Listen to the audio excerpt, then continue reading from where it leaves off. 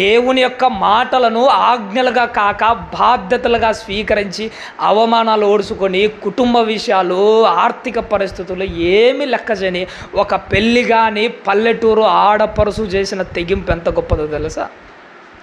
అదొక్క మాట చెప్పి నేను ముగిస్తాను. లూకా గారు రాసిన సువార్త చూడండి ఒకసారి.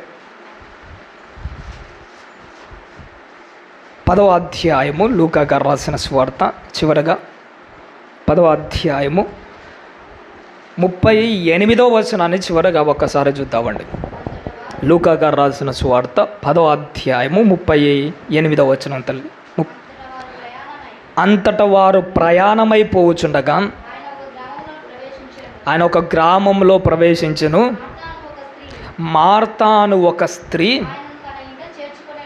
ఆయన ఏం చేసిందట? తన ఇంట చేర్చుకొని. ఈ సందర్భం మీకు అందరికీ తెలిసినది కాబట్టి సందర్భం తప్ప మనకు ఉపయోగపడే ప్రతి చిన్న విషయాన్ని నేను జ్ఞాపకం చేస్తాను. నేను సుమారుగా ఈ 4 సువార్తలలో మార్తా వాళ్ళ కుటుంబాన్ని బాగా అబ్జర్వ్ చేసి పరిశీలన చేసి, మీరు కూడా చాలాసార్లు చదివింటారు, బాగా అబ్జర్వ్ చేసి ఆలోచన చేసి ఉంటారు.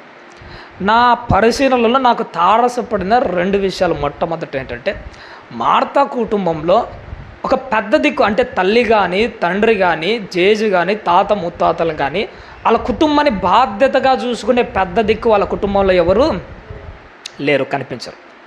రెండో విషయం ఏంటో తెలుసా? వాళ్ళ కుటుంబంలో 3 కనపడతారు. మార్తకు ఒక చెల్లి ఉంటుంది, ఆమె పేరు మరియా. వీళ్ళిద్దరికీ ఒక తమ్ముడు ఉంటాడు, ఆయన పేరు లాజరు.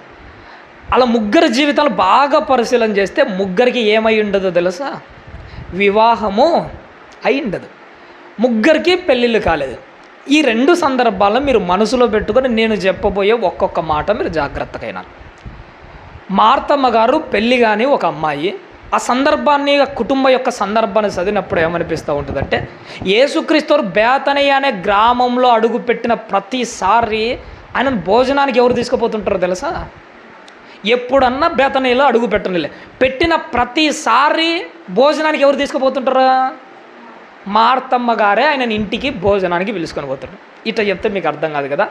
ఒక పెళ్ళిగాని సేవకుని బాగా వినాలి. ఒక పెళ్ళిగాని సేవకుడు ఏ రోజు వాళ్ళ ఊరికి సేవకి వెళ్ళినా కానీ ఒక పెళ్ళిగాని అమ్మాయి ప్రతిరోజు భోజనానికి తీసుకుపోతుంది అనుకోండి, ఊరిలో వాళ్ళు ఏమనుకుంటారు? ఇంకా మీకు అర్థం కాలేదు కదా. ఉదాహరణకు నాకే పెళ్ళి కాలేదు, నేను ఒక ఊరికి పరిసరకి వెళ్ళాను, సేవకి వెళ్ళాను. నేను ఆ ఊరికి అడుగు పెట్టిన ప్రతిసారి ఒక పెళ్ళి కాని అమ్మాయి రోజు నన్ను భోజనానికి తీసుకుపోతున్నది అనుకోండి. ఇప్పుడు ఊర్లో వాళ్ళందరూ ఏమనుకుంటారు? ఏమనుకుంటారు? ఓపెన్గా మాట్లాడుకుంటారు. ఎవరు వచ్చినా తీసుకొని పోదు, పెళ్ళి కానీ మనోడు సేవకుడు రాగానే వాక్యం విని ప్రతిరోజు సాయంత్రం ఆడికి తీసుకుపోతుంది, ఇంటికి భోజనానికి తీసుకుపోతుంది. వీళ్ళిద్దరి మధ్య ఏదో ఉంది అనుకుంటారా అనుకోరా? ఇలాంటి మాటలు మార్తమ్మ గారి జీవితంలో ఎన్నో అనుభవించారు. ఎందుకంటే యేసుక్రీస్తు వారు 33.5 సంవత్సరాలలో ఒక పెళ్ళి కాని యవనస్తుడు. కరెక్ట్ ఏజ్ ఎంతో తెలుసా? అనిల్ అన్నది ఇప్పటికీ 33.5 ఏజ్ కరెక్ట్గా ఉంది. అన్న వయసు చూడండి, మంచి యవనస్తుడు. ఇలాంటి యవనస్తుని ఒక పెళ్ళి కాని అమ్మాయి ప్రతిరోజు ఇంటికి ఆ ఊర్లో అడుగు పెట్టిన ప్రతిసారి భోజనాన్ని తీసుకుపోతుంటే ఊర్లో వాళ్ళు ఎన్ని మాటలు వింటారు తెలుసా? కడవ పట్టుకొని నీళ్ళ దగ్గరికి పోయే ప్రతిసారి ఆమె వెనకల గుచ్చిన సూది మాటలు ఎలాంటిది తెలుసా? ఆడ పోయేది ఎవరు? ఆడ పోయేది మార్త. నీకు తెలియదా? యేసుక్రీస్తు అని ఒక సేవకుడు మన ఊరికి వచ్చుంటాడు చూసారా? వచ్చిన ప్రతిసారి ఇంట్లోకి రహస్యంగా తీసుకొని వెళ్ళి అందరికీ తెలిసేట్టుగా భోజనానికి ఎవరు పట్టుకుపోయేది? మార్తనే. వాళ్ళిద్దరి మధ్య ఏదో ఉండట్టుందయ్యా అని ఈ మాట, సూటిపోటి మాటలు గుచ్చుతుంటే ఆమెకి ఎలా గుచ్చుకొని ఉంటాయి తెలుసా? ఎన్ని నిందలు అనుభవించుంటుంది తెలుసా?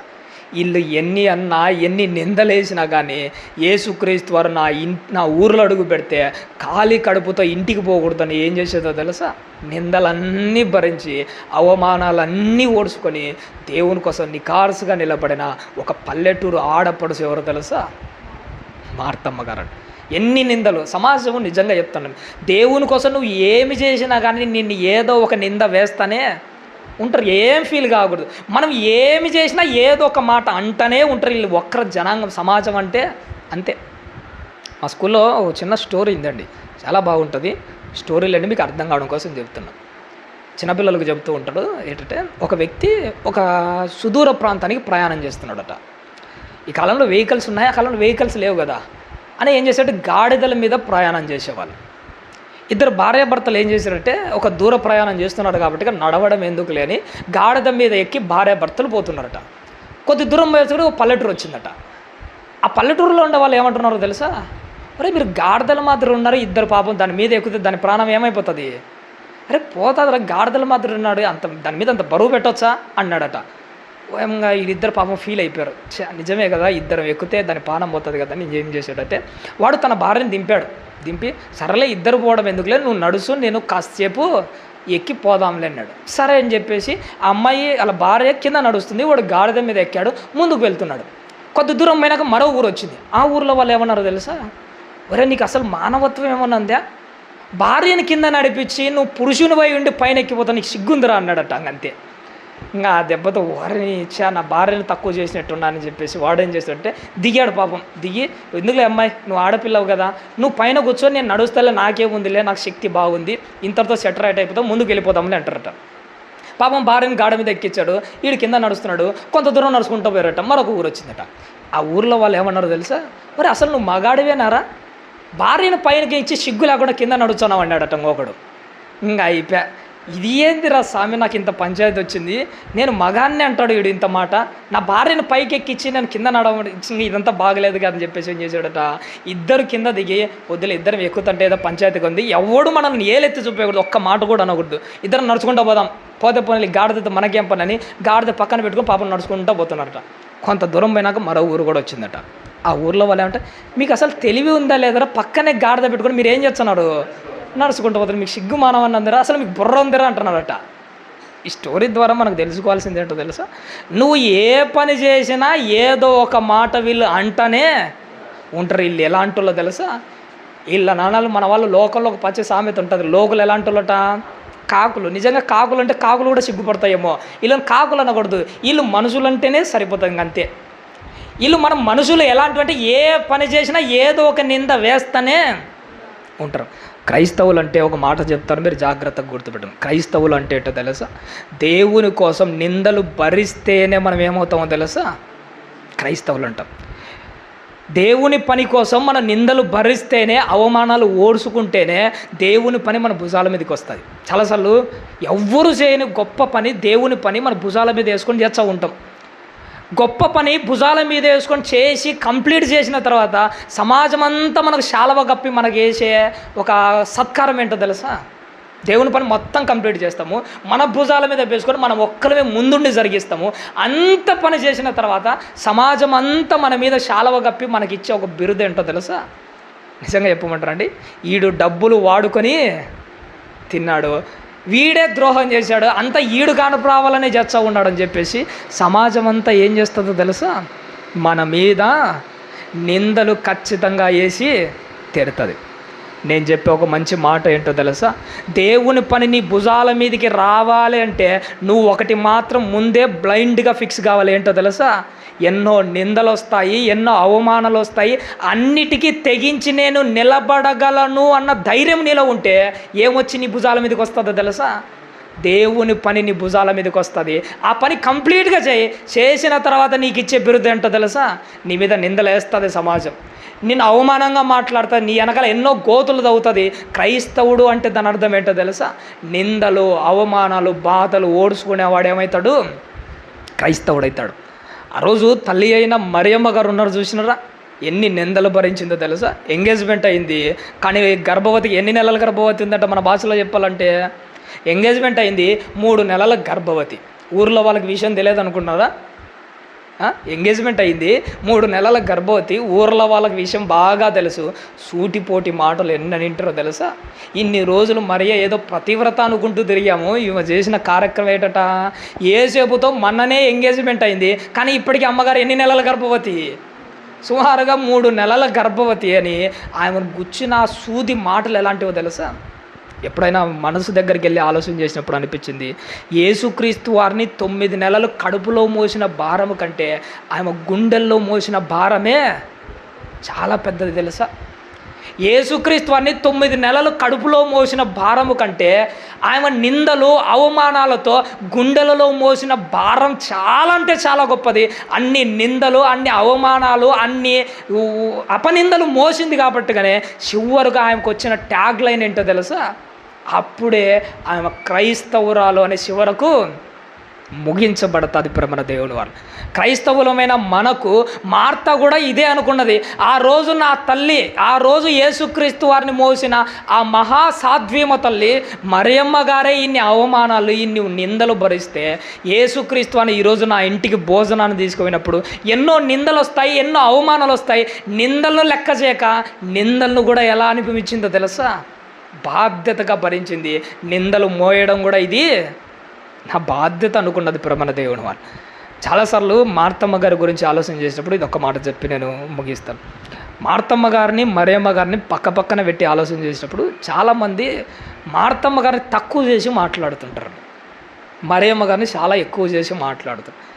నేను వాళ్ళిద్దరి మధ్య భేదాభిప్రాయాలు చెప్పడం కోసం నేను చెప్పట్లేదు, కానీ మార్తమ్మ గారిని తక్కువ చేసేసరికి కాస్త నాకు బాధ అనిపించింది. మరియమ్మని గొప్ప చేసినందుకు నేనేం ఫీల్ కావట్లే, మార్తమ్మ గారిని తక్కువ చేసినందుకే నేను ఫీల్ అవుతున్నాను. నిజంగా ఒక మాట చెప్పమంటారండి, యేసుక్రీస్తు వారి కాళ్ళ దగ్గర మరియమ్మకు సోటు ఎందుకు వచ్చిందో తెలుసా? నేనంటాను, ఒక పెళ్ళిగాని అమ్మాయి నడి బజారులో నిలబడి యేసుక్రీస్తు వారి కోసం తెగించి నా ఇంటికి భోజనానికి రమ్మని అందరిలో తెగించి ఆయన పట్టుకొని ఇంటికి వచ్చింది కాబట్టే యేసుక్రీస్తు వారి కాళ్ళ దగ్గర ఎవరికి చోటు ఉంది? మరియమ్మకుంది. ఒక పెళ్ళిగాని అమ్మాయి అయిన మార్త నడి వీధులకు వెళ్ళి తెగించి ప్రభువును భోజనానికి పిలవకపోతే అసలు యేసుక్రీస్తు వారి కాళ్ళ దగ్గర మరియకు చోటే లేదు. మార్తమ్మ గారిలో ఉన్న తెగింపు ఏంటో తెలుసా? కుటుంబాన్నంతటిని ఒక ఆడబిడ్డగా బాధ్యతగా పోషించుకుంటూ తన కుటుంబాన్ని అంతటిని ఎక్కడ కూర్చోబెట్టింది? యేసుక్రీస్తు వారి కాళ్ళ దగ్గర కూర్చోబెట్టింది. ఒక కుటుంబ యజమానురాలుగా మన బాధ్యత ఏంటో తెలుసా? టైం ఇవ్వగానే వండి పెట్టడం కాదు మన బాధ్యత. నేనంటాను, ఏ తల్లి అయితే తన కుటుంబాన్ని మొత్తము ఒక మార్త వలె యేసుక్రీస్తు వారి కాళ్ళ దగ్గర కూర్చోబెడతాదో తన కుటుంబాన్ని, ఆ కుటుంబంలో ఉన్న తల్లి మాత్రమే చాలా గొప్పది మన దేవుని వల్ల. మార్తమ్మ గారు మనకు నేర్పించిన పాఠం అదే. ఆ తల్లి మనకు నేర్పిస్తున్న విలువైన పాఠం ఏంటంటే కుటుంబాన్ని అంతటిని ఎక్కడ కూర్చోబెట్టాలి? యేసుక్రీస్తు వారి కాళ్ళ దగ్గర కూర్చోబెట్టాలి. ఆ తెగింపు, ఆ బాధ్యత ఎవరు తీసుకున్నారంటే మార్తమ్మ గారు తీసుకున్నారు. ఆ సందర్భం చదివినప్పుడు నాకు అనిపించింది, బేతనయ్య గ్రామంలో అడుగుపెట్టిన ప్రతిసారి నేను ఉంటుంది ఒకసారి, ప్రతిసారి భోజనానికి ఎవరు తీసుకుపోతారట? మార్తమ్మ గారే తీసుకుపోతారట. నేనంటాను, ఒక 10 మందికి వండి పెట్టాలంటే ఎంత ప్రయాసంగా ఉంటుందో తెలుసా? ఒక 10 మందికి, నిజంగా చెప్తాను, 10 మందికి. యేసుక్రీస్తు వారి శిష్యులు ఎంతమంది? 12 మంది. యేసుక్రీస్తు వారితో కలుపుకుంటే 13 మంది. మీకు తెలిసిన విషయం మీకు తెలుసో లేదో కానీ యేసుక్రీస్తు వారు 12 మందే కాకుండా ఆయన వెంట తిరిగే ఇంకా 70 మంది శిష్యులు ఉన్నారు. ఇప్పుడు మళ్ళీ లెక్కలేద్దాం. యేసుక్రీస్తు వారితో పాటు 12 మంది శిష్యులు, ఈయన యేసుక్రీస్తు వారితో కలిపితే 13 మంది. ఈ 13తో కలిపితే ఇంకా ఎంతమంది శిష్యులు ఉంటారు? 70 మంది. లెక్క ఎంత అయింది ఇప్పుడు? 83 మంది. ఇంకా చెప్పమంటారా? యేసుక్రీస్తు వారు ఏ ఊరికి పోయినా పరిచర్య చేసే స్త్రీలు ఆయనతో పాటు తిరుగుతూ ఉన్నాడు. వీళ్ళ లెక్క 17 మంది వేసుకుందాం అనుకోండి. ఇప్పుడు ఎంతమంది అయ్యారు? 100 ఆడికి కంప్లీట్. యేసుక్రీస్తు వారు ఏ రోజు బేతనియాలో 100 మందితో అడుగు పెట్టినా 100 మందికి భోజనాలు సిద్ధపరచడానికి తెగించి నిలబడిన ఆడపడుసు ఎవరో తెలుసా? మార్తమ్మ గారు. ఎప్పుడైనా కానీ 100 మంది ఒకేసారి మీ విశ్వాసులు మీ ఇంట్లోకి వచ్చి భోజనం చేశారు అనుకోండి, మరుసటి నెల ఒకవేళ 100 మంది మేము మళ్ళీ వస్తున్నాను మీకు ఫోన్ చేశాను, ఫోన్ ఎత్తుతారా? ఆల్రెడీ నెల సరుకులు ఒకసారి రాగానే ఏమైపోయింది? అయిపోయాయి. ఇక రెండోసారి మళ్ళీ మేము వస్తున్నామమ్మా, ఈసారి 100 మంది కాదు, ఈసారి 90 మందే వస్తున్నాం అనుకోండి, ఫోన్ ఎత్తుతాం అసలుగా. ఎందుకంటే ఆల్రెడీ ఒకసారి నెల సరుకులు ఏమైపోయాయి? ఊడిపోయాయి. మార్తమ్మ గారిలో ఉన్న తెగింపు ఎంత గొప్పదో తెలుసా? నెల సరుకులు ఒకేసారి ఊడిపోయినా కానీ రెండోసారి ప్రభువు వస్తున్నాడు అనగానే మళ్ళీ దేనికోసం సిద్ధపడతాదో తెలుసా? ఈసారి 100 కాదు 150 మంది వచ్చినా నేను ఒక్కదాన్నే వండి పెడతాను. ఒక్క తల్లి ఒక 10 మందికి వండి పెట్టాలంటే వంటగదులు ఎట్ట తిరగాలనో తెలుసా? రోబో తిరిగినట్టు తిరగాలి 10 మందికి. అదే యేసుక్రీస్తు వారితో కలిపి 100 మందికి ఒక్క ఆడపడుసు భోజనం పెట్టాలంటే వంటగదులు ఎంత ప్రయాసపడి ఉంటుందో తెలుసా? మార్తమ్మ గారు రోబో కాదు కానీ అంతకు మించి ఎక్కువే కష్టపడి అంత ప్రయాస తీసుకుంది. ఆమె మనకు నేర్పించే విలువైన పాఠం ఏంటో తెలుసా? ఆమె ఒకటి మనసులో ఫిక్స్ అయింది. నా పితరుడైన అబ్రహాము ఒకరోజు ఎవరికి ఆతిథ్యం ఇచ్చాడట? దేవదూతలకు ఆతిథ్యం ఇచ్చాడు. నా విశ్వాసులకు తండ్రి, నా పితరుడైన అబ్రహాము దేవదూతలకు ఆతిథ్యం ఇచ్చే అవకాశం వచ్చింది. కానీ ఈరోజు నాకు ఎవరికి అవకాశం వచ్చిందో తెలుసా? దేవదూతలకు మాత్రమే కాదు, దేవదూతలకు అందరికీ రాజైన మహాప్రభువుకు ఆతిథ్యం ఇచ్చే అవకాశము నాకు వచ్చింది. దేవదూతలకు ఆతిథ్యం ఇచ్చిన అవకాశాన్ని అబ్రహాము గారే పోగొట్టుకోకపోతే, దేవదూతలకు రాజైన యేసుక్రీస్తు వారికి ఆతిథ్యం ఇచ్చే అవకాశము ఈరోజు మార్త అయిన నాకు వచ్చింది. నేను ఈ అవకాశాన్ని పోగొట్టుకోను. అంతమంది ఒకేసారి నా ఇంట్లోకి వచ్చి నెల సరుకులు ఒకటేసారి ఖాళీ అయిపోయినా కానీ నేను వెనకడుగు వేసే ప్రసక్తే లేదు. ఒకసారి కాదు, 2 సార్లు కాదు, నా ప్రభు నా ఊరిలో ఎన్నిసార్లు అడుగు పెట్టినా కానీ నా ఊరిలో అడుగు పెట్టిన అడుగు నా ఇంట్లో పడి తీరాల్సిందే.